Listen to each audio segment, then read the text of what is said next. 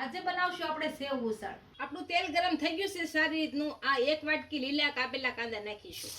આપણા કાંદા અડધા સડી ગયા છે, આમાં આદુ લસણની પેસ્ટ નાખીશું। આપણા કાંદા સડી ગયા છે, આ કાપેલા ઝીણા 2 ટમેટા નાખીશું।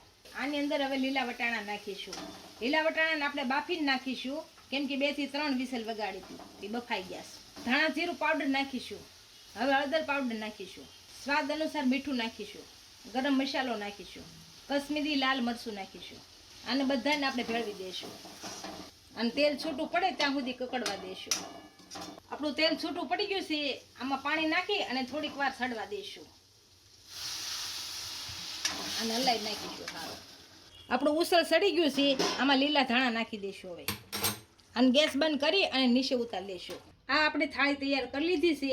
આ કાપેલા કાંદા લીધા છે, આ તીખું જવાણું લીધું છે, લીંબુ કાપેલા લીધા છે અને આ ચટણી છે લસણની અને મરચાંની। આની રેસીપી અને આ સેવની રેસીપી આપણે ઓલા મળી જશે ચેનલમાં।